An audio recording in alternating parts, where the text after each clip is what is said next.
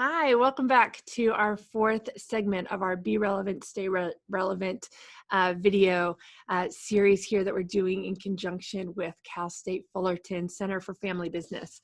It's been great to be able to break up the presentation that I did earlier this year with them in person to now be a six-part series. So this is our fourth segment that we're doing. So just to play catch up here, the first couple of things that we did, one is taking a look at our customer data. Customer analysis. What type of information are we sitting on in order to start building out our customer personas as we are looking at from a sales and marketing perspective of being relevant and staying relevant.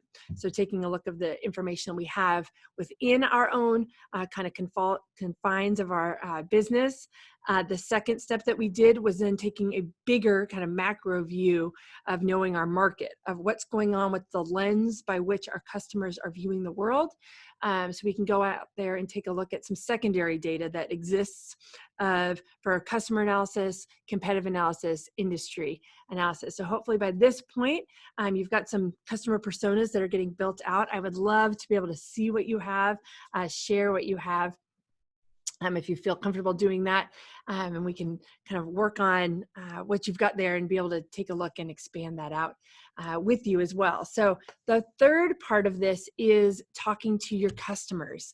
So at this point, we've been analyzing existing data, primary and secondary data that you have, but now it's time to engage with your customers. So I have been asked, is now the best time to be engaging and doing surveys with your customers and prospects? I'd say yes. Right now is not the time to be pulling back and not be communicating with your customers. They need to know that you're there. They need to know that you're still servicing them and figuring out how you can help them. So definitely continuing to market to them. But now more than ever, people want to be a part of the process, and they want to share what's going on in their world so that you can continue to be relevant and stay relevant to them. The whole point, if we remember back from a few series ago here, is that in order to be relevant, we need to know what's going on in their lives. So we can go back to say, what information do we have, or what secondary information do we pull up? But quite honestly, the best way to know what's happening in our customers' lives is to talk with them and engage with them. So we've got a couple of surveys and customer touch points that we always recommend, regardless of where we are in the world, is surveys and touch points that companies should be doing. So we'll talk through each one of them, and even then with a lens of how does the current situation play a part in here. So one is brand health. I believe that all companies should be having some pulse points of where their brand health is. And really what I mean by that, again, this is through a sales and marketing lens. So brand health of, are you measuring your brand awareness? What % of customers out there know about your brand? And what is that, right? So we can be measuring, because as we're doing marketing campaigns, and as we know that marketing, the point of marketing is to shorten the sales cycle. In order to do that, they need to know that that you exist. So what is your brand awareness that we can be measuring out there? Another big point in this brand health is brand perception. So really with brand perception is, what is it that customers, prospects think about when they hear your name, right? Of what is it that comes to mind? What do they associate with you? And what's going on? This is about your brand in general. And we can also be doing brand perception in regards to the marketing that you're putting out there. So there's some good pieces there. On the next slide, I'll be sharing some template surveys, kind of framework that we have that we can easily share with anybody to start putting out these surveys there. So brand health includes brand awareness, brand perception, and I think also a big thing in there too is brand sentiment. So what is it is it positive, negative? What's going on with your brand right now? So there's just some big key things within the brand health segment. Another piece that I believe that companies should always be doing is getting to know you, right? We need to know more about your customers than just what they're purchasing online, where they're clicking, right? We want to learn about their lifestyles, preferences. Probably as you're putting together your customer personas, there's probably some holes in there that the best way to figure out, to fill those holes is to actually engage with them. One really great example right now of how doing this getting to know you is, for anyone that knows me, I am a avid fan of Rent the Runway. We use that quite a bit here at McKinsey, Kate and I, and we just recently got a survey from them. I can read, hi Jenny, we hope this email finds you well. We can't thank you enough for continuing to support our business during these challenging times. We're using this time to get to know our members and better understand how their needs have changed over the last few weeks. If you have time, we'd love to hear from you in a quick survey.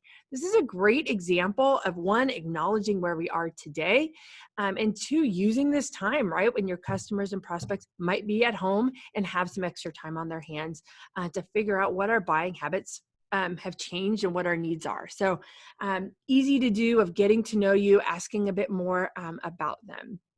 The next one is definitely customer experience surveys.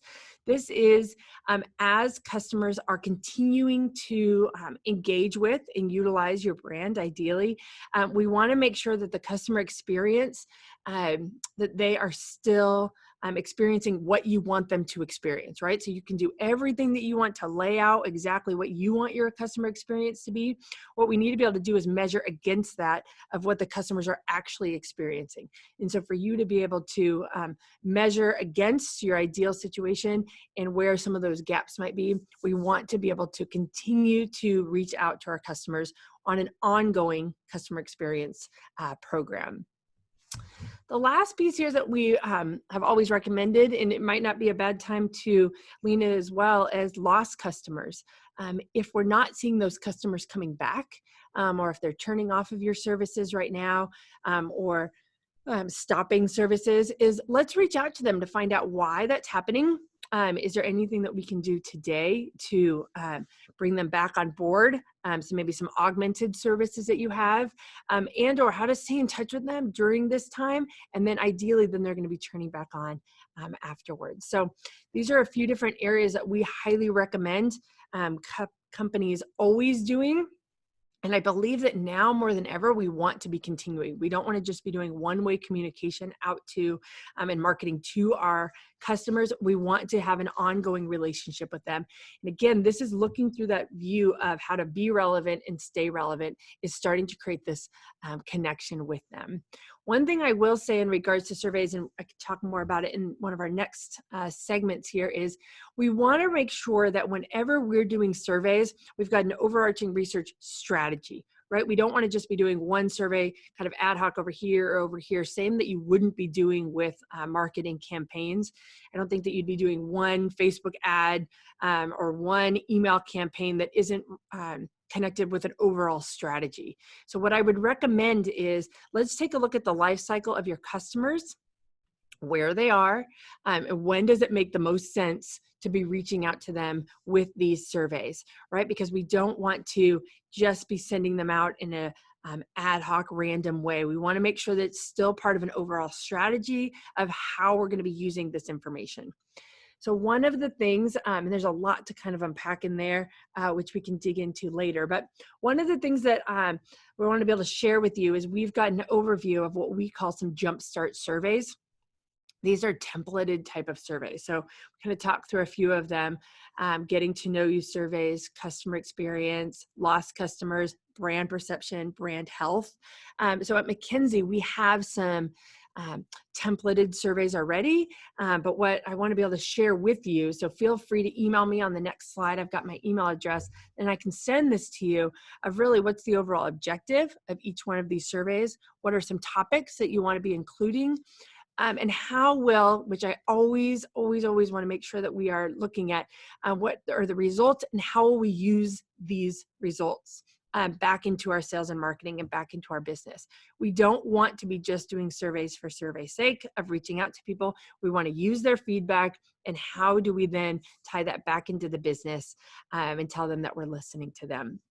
So, as we go into the next module, I'll talk a little bit more about tips and tricks of how to ensure that the surveys that you're putting out make the most sense. In this world right now, we have so many DIY tools, which are great to be able to quickly get surveys out there.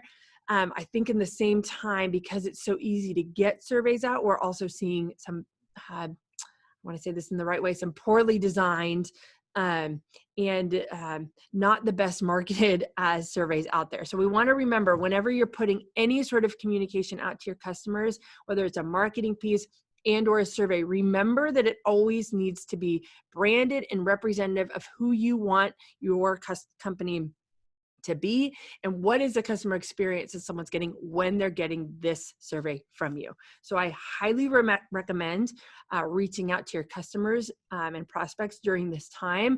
I just want you to remember that as we're communicating with them, we want to be cognizant of what's the message that we're putting out, how are we going to use these results, and how are we going to be following up with them. So in the next module, I will dig into a little bit of tips on how to make these look the best, and maybe some tools that you can use to be able to get these surveys out. In the meantime, feel free to reach out to me via my email or phone on a call to be able to, and I can send you the survey templates, the guide of the topics of the 5 different surveys that we have. So excited to be able to talk to you in the next one about some tips for that. And then we'll be wrapping up the series on some follow-up final tips on stay relevant of what we have. So thanks so much. We'll chat with you soon.